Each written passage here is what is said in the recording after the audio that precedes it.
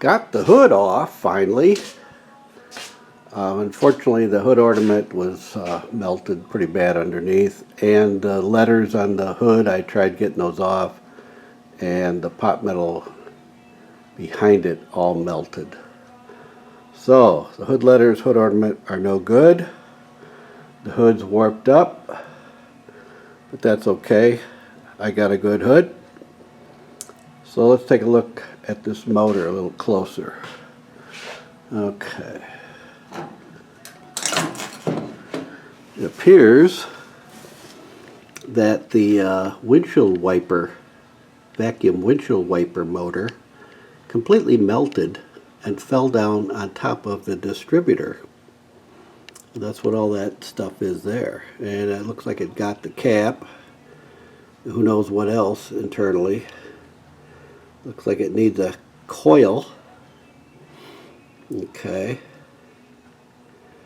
I haven't taken the air cleaner off yet. It looks like the carburetor might be okay. I don't know. We're going to have to take that off. Don't think I can reuse those plug wires.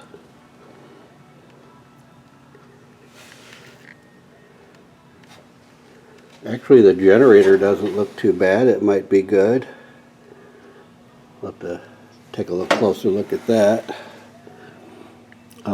Fuel pump is completely intact. It didn't even burn off the rubber fuel line. That's what I thought happened first. Maybe that's what started the fire, but it looks like it started back here. Maybe that fuel line going in the back of the carburetor leaked onto the coil or something. We don't know. The water pump I think is still good. The fan, it spins over freely. As you can see, there's a lot of green paint on the front of the motor and the manifold. The radiator I think is going to be okay. I'll just have to take it in. I'll probably have to resolder that top tank, but the core looks excellent. So, and like I said before, the horns weren't touched by the heat at all. That looks good. The bracket, the hood latch, that all looks good. The battery took a good dive. Maybe something short in the battery, I don't know. But the thermostat housing still got green paint on it. Water pump's got green paint. All the lower hose and heater hose are still intact. So, not really sure about the carburetor. The dash pot's gone. So, yeah, it looks pretty tough there. Obviously the glass bottle, either that was gone, I don't see it down there. There is some stuff down there. I'm not sure what it all is. I'll have to, oh, there's the lid to the washer way down there. I can see that. Okay, obviously all this stuff is junk. But anyway, the motor might be okay here.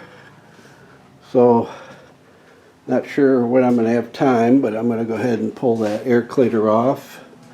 And we'll have to pull the distributor out, the coil, get all this stuff off of here and see what's good and what is not good. I took the bolt out that holds the front of the air cleaner silencer, and about a pint of water came out. It's not really a good sign. Hopefully it didn't get into the carburetor. We'll find out. Well, it looks like it got pretty warm in there. I'm not sure how much water is in there. I'm going to take that off next. But definitely a lot of water came out when I pulled that. And now I can see that choke housing is melted pretty bad. Couldn't really tell before. So I'm going to go ahead and get that off of there and we'll see what we got. Well, this is very unfortunate. The top of the carburetor is melted in certain spots. Doesn't look too good. Looks like maybe the lower half is okay, but not looking too good here, folks. I guess the only way I'd ever get this thing running is just dump gas and down into the carburetor. Oh well. That might be what I have to do to see if it'll run. Because it really wouldn't do much good to do a compression test on this engine without it being warmed up, so I don't know. We'll have to dig a little deeper. Maybe I'll pull the spark plugs out, see what's going on there. The oil looks good, but I haven't drained the oil pan yet. Maybe I'll pull the oil drain plug and see if there's a lot of water in it. We'll go from there. Well, it's time to see what's in the oil pan.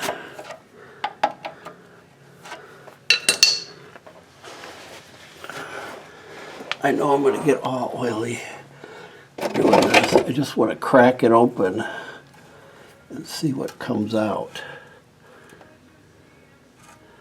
Some water dripping.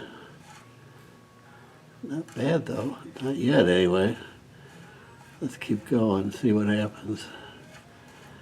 Definitely some water in there. Yep, here comes the water.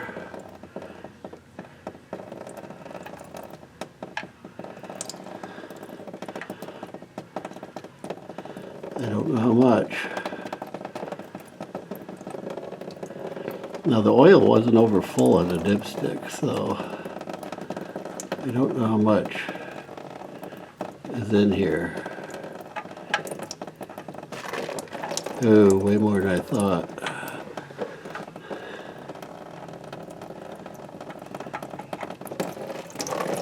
Oh yeah.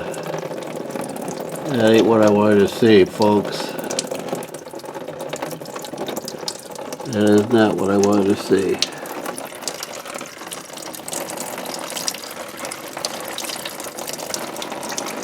I knew there was going to be some, but that's way more than I expected. So we may or may not have a good motor here, folks. I wasn't expecting that much water. They must have blasted it right into the carburetor intake. Wow, it's still coming out. Wait a minute, we're starting to get a little bit of oil. Oh, now we're getting oil. There we're getting oil. Okay. That's way, way, way, way more water than I was hoping for. Not what I wanted. Well, let's put this back on and let's see what the dipstick shows, because it was right on the full mark. Okay. Now they made a huge mess under here. We'll go take a look at that. Well, let's pull the dipstick and see what we got. I already pulled it and wiped it off. I just stuck it back in. What do we got? Flip it over. Add 1 quart. So we had about a quart of water in there. I don't know. I guess the nice part is that the water goes to the bottom and the oil goes up. So I guess just a quart. I don't think it would get into the crankshaft. The water pump, the oil pump, yes. So I'm really not, I don't know what to say here. But anyway, that's good that it wasn't more than that.